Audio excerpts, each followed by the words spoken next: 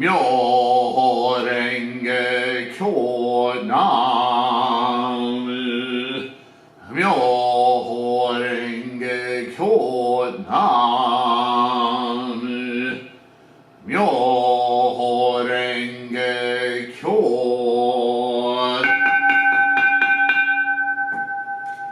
Oh. Hi everyone,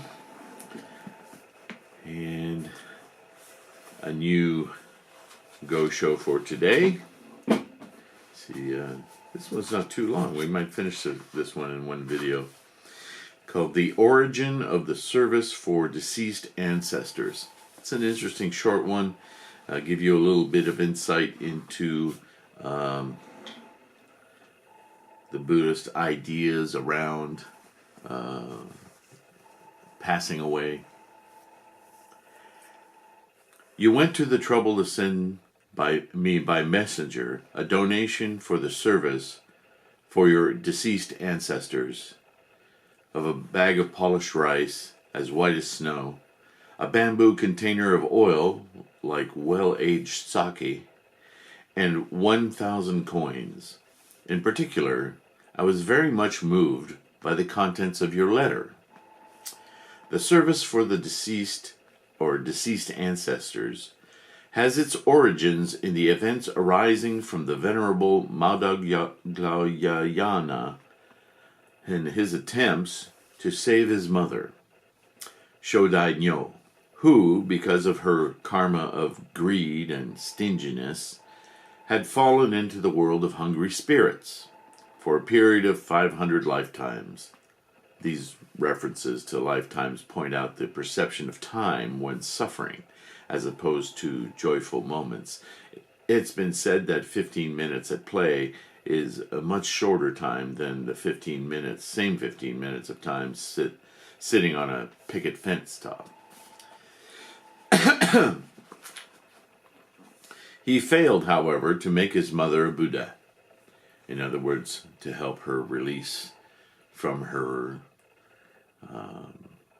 adamant attachment to miserly, well, worse than stingy and greedy. He failed to help her find release from that in her Buddha nature. The reason was that he himself was not yet a votary of the Lotus Sutra, and so he could not lead even his mother to Buddhahood. At the 88-year assembly on Eagle Peak, he embraced the Lotus Sutra and chanted Namu Myoho Renge Kyo and became Tamalapatra, Sandalwood Fragrance Buddha. At this time, his mother also became a Buddha. Now, that doesn't mean that she was there. What it means is that her representation in his life. See, our mother, our father, we have a filial responsibility to them because we're intimately intertwined karmically, where our formations, our energies of formations, are not only what you might say simpatico, but we actually came through their vessels in order to instantiate ours fully. So there's a very, very intimate connection in our dependent arisings. And so when relatives, or even people we know very well, pass away, their bodies and their identities are gone, right? We understand they've arisen and they've dissipated and gone. However, because of our human condition, we maintain a vast collection of experience that includes them, whether in person or just in concept, in thought, right? So this is why Nichiren can say that when Madhyayanana, man, that's hard to say, for me anyway, finally did attain his Buddha nature, his enlightenment, every aspect of him did as well. And certainly everything that was part of his identity as a human being includes his mother. So in this way, she also becomes a Buddha, do you see? Because it's not her specifically, but her in him, in his life. Make sense? You also asked about offerings for the hungry spirits. The third volume of the Lotus Sutra says, suppose that someone coming from a land of famine should suddenly encounter a great king's feast. This passage is explaining that the four great voice hearers, who were of intermediate capacity, had not yet even heard of the delicacy called ghee.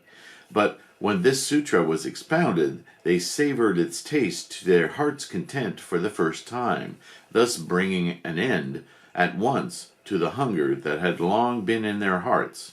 Therefore, when you make offerings to the hungry spirits, you should recite that passage from the sutra and chant Namo Myoho Renge Kyo for their repose, which is obviously that same device we see throughout Buddhism, the one that Nichiren actually labels earthly desires are enlightenment, because our desire for our, in this instance, my mother's, or in my personal case, my father's repose, is a motivation in my daimoku to appease that aspect of my conditioned human mind, my monkey mind, which the more influence it holds sway over my attitude, my mind, the more it is an obstacle to my Buddha nature, right?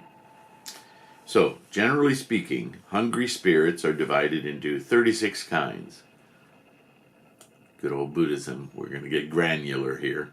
Among these, cauldron-shaped hungry spirits are ones with no eyes or mouth. If you ask what sort of cause from the past exists for this, it is because while they were in this world, they did such things as attacking people under cover of night or committing robberies. Do you see how the constructs, the sometimes hyperbolic, but the hyperbole is always in service of a story that's to us Westerners fable-like. So there's a meaning being exposed here in the form of a story, but it's not an actual story, right? We got that. Vomit-eating hungry spirits, yuck, feed on what people have vomited up. The cause of this is the same as that mentioned above. It is also because they robbed people of their food. You see the relationships. This basically is describing different, I hesitate to say flavors, but types, if you will, of suffering. Suffering is suffering, but we certainly can discern various types. All of us have felt enough pain, no matter how young you are, that you know that all pain is not fun. But there are different pains. And so this is what we're doing here as far as mental constructs. So, thirst-consumed hungry spirits are ones that drink things like the water that people offer out of filial piety to their deceased parents. Property-possessing hungry spirits are ones that drink the water from horses' hooves. This is because while alive they begrudged their property and concealed their food. Propertyless hungry spirits are ones who have not heard even the name of food or drink since the time of their birth. Anyway, law-devouring hungry spirits are people who renounce the world and spread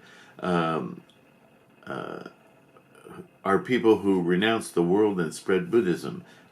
I think that's written wrong. What we're saying is law-devouring hungry spirits are people who disable people from spreading Buddhism, right? They take the teachings and they foul them up. They take them away from you so that you cannot attain Buddhahood. They will They think that if they preach the law, people will respect them, and because of their ambition for fame and profit, they spend their entire present lifetime striving to be thought of as better than others. So there it is. He actually describes it, so I got ahead of myself. They neither help other human beings nor have a mind to save their parents. Such people are called law-devouring hungry spirits, or hungry spirits who use the Buddhist teachings to satisfy their own desires. How messed up is that? When we observe the priests of our time, we find some who secretly accept offerings for themselves alone. In the Nirvana Sutra, they are described as dog-like priests. In their next life, they will become ox-headed demons. We also find persons who, though they receive offerings openly, being greedy, never share them with others. In their next existence, they will be born as horse-headed demons. Of course, this is not factual, right? This is not about reincarnation and coming back as something else. These are expletives of the sort to help understand what happens to your mental acuity, your mental awareness, your mental dispositions in this human form, resulting from certain behaviors. Also, some lay believers fail to pray for the repose of their parents, who, having fallen into hell or the realm of hungry spirits or of animals, are undergoing excruciating agonies. These believers are luxuriously clad and fed, have an abundance of cattle, horses, and retainers, and enjoy themselves as they please. How their parents must envy and resent them. Even among priests, those who pray for the repose of their parents and teachers on the anniversaries of their death are rare. Certainly, the gods of the sun and moon in the heavens and the deities on earth must be angry and indignant with them, considering them to be unfilial, though they possess a human form. They are like animals. They should also be called human-headed beasts. See, so it's very obvious here how he makes these corollaries, right? They're not human-headed beasts, but they behave as though they were, and so you can visualize them that way, and that's a mental condition that he's giving you some words to make visual associations with, right? I think you can tell already that the Buddhist, and certainly Nichiren, spends a lot of time, and throughout the scholarship of Buddhism, there are different allusions to how one's conduct in the moment affects future moments, and the dispositions and the veils of simply the ability to see correctly what one is experiencing in this life. I don't think that's really, if you think about that for a bit, it's entirely reasonable to think about what we might call in our times as moods and emotions, and today he's grumpy, or today you can't talk to her, or she's like being a real what today.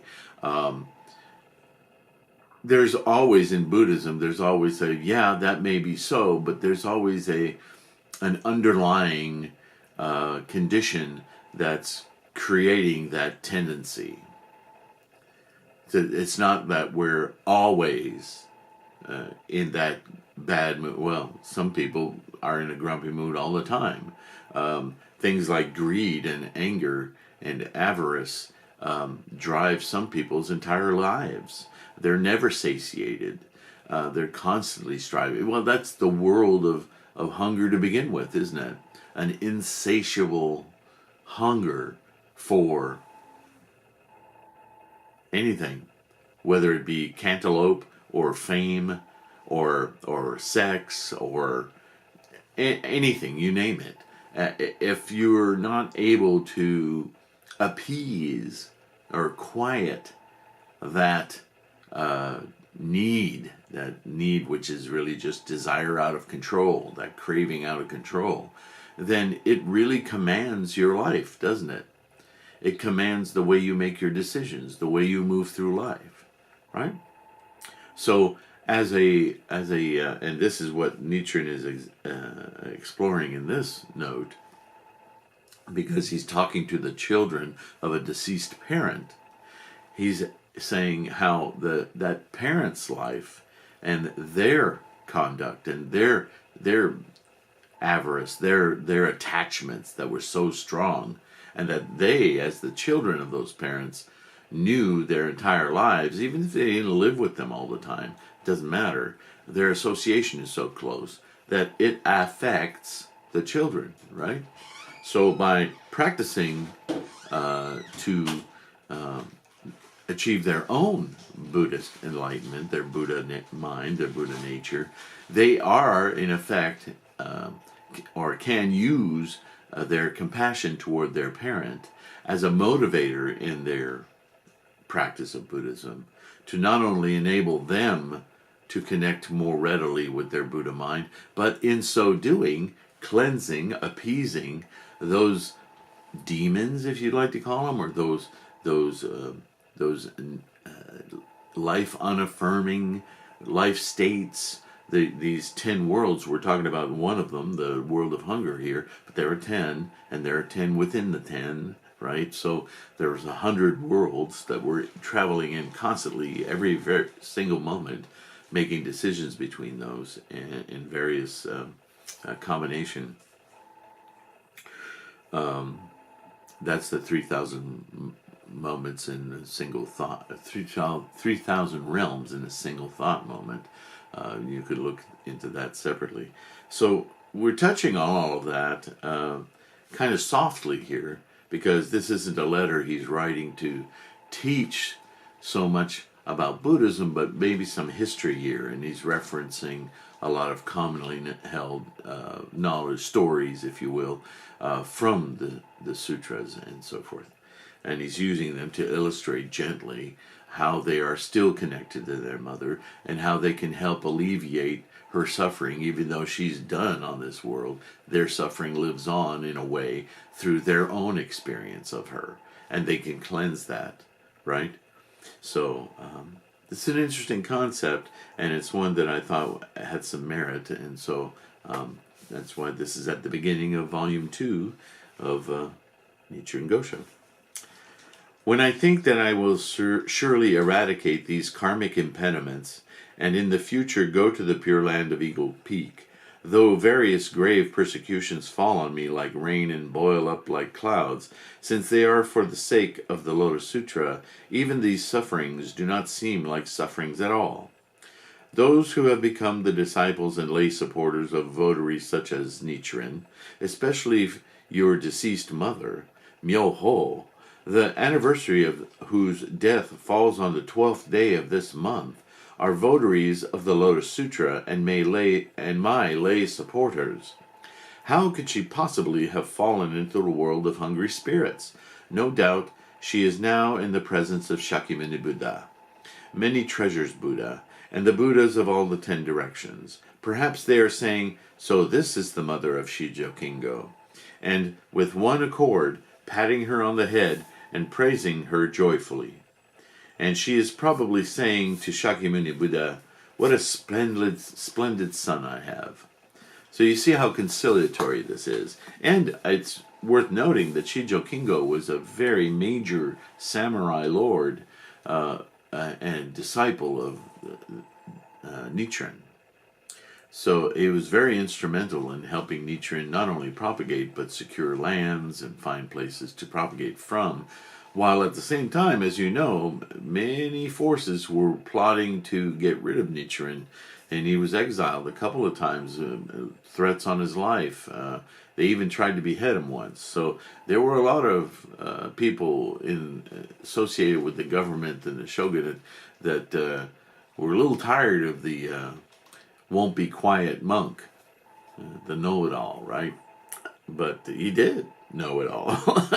So Shijo Kingo, very important to him as a supporter, but in this case, trying to mollify his grief over the loss of his mother, and helping him to understand that his own devotion to Buddhist practice had in fact changed his mother's karma, his mother's predilections, and the worlds that she tended to remain in while she lived. And certainly now, after her passing, Shijo Kingo and his family could continue to change that karma as it exists within them, right? So there's this connection all the time. The Lotus Sutra says, if there are good men or good women who, on hearing the Devadatta chapter of the Lotus Sutra of the Wonderful Law, believe and revere it with pure hearts and harbor no doubts or perplexities, they will never fall into hell or the realm of hungry spirits or of beasts, but will be born in the presence of the Buddhas of the 10 directions, and in the place where they are born they will constantly hear this sutra. If they are born among human or heavenly beings, they will enjoy exceedingly wonderful delights, and if they are born in the presence of a Buddha, they will be born by transformation from lotus flowers. In other words, they won't have to come through the birth canal. They'll just instantiate as Buddha-ness, if you will, from flowers.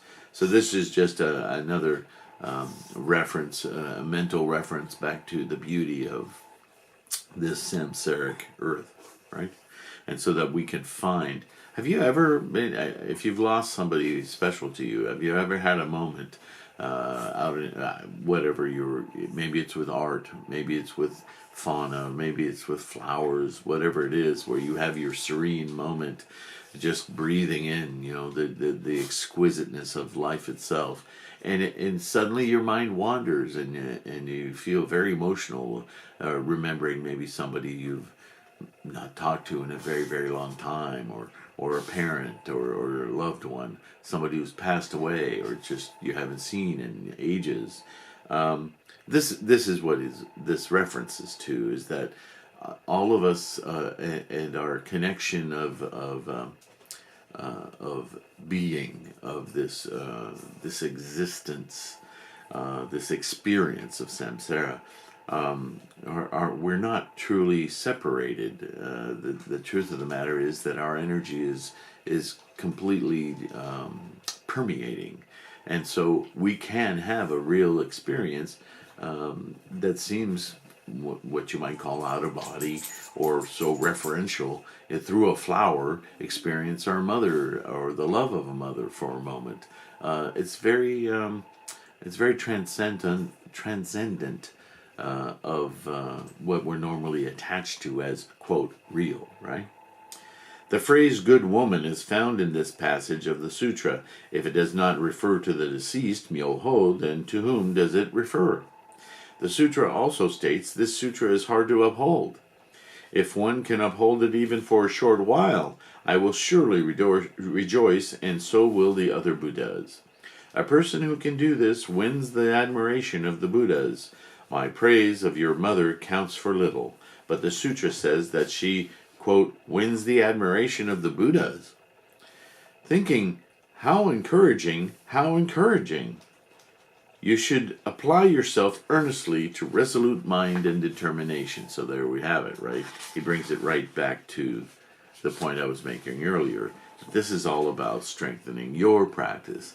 And rather than seeing the death of a loved one as something that shakes you to your core and makes you want to stop doing anything, and like everything is meaningless, she's gone or he's gone, and life isn't worth living, blah, blah, blah, this Buddhist take is, look at all the great fortune that you've amassed here. Look at the wonderful way that your loved one gets to pass on, knowing that you are so dedicated to this wonderful Buddha mind, this wonderful state of life, this wonderful life-affirming, precious awe of life that loved one is a part of. So don't stop, dig in, continue. How wonderful is this? So it's kind of a celebratory state of mind, even though certainly there's grief and sadness But how do we deal with that grief and sadness? This is what Buddhism is always about. What's our intent? What's our attitude about whatever it is that befalls us, right? Nichiren has said at other times, enjoy, into Shijo Kingo actually, in another Gosho, enjoy what there is to enjoy, share some sake with your wife, and,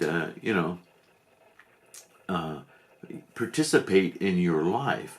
Just keep your attitude sharp and at its greatest potential. Don't fall into bad habits just because it's easy, right? Don't be lazy. So that's an interesting short little go show. I hope you enjoyed it. Thanks for participating. And I'll see you again soon. Namo Myoho Renge Kyo.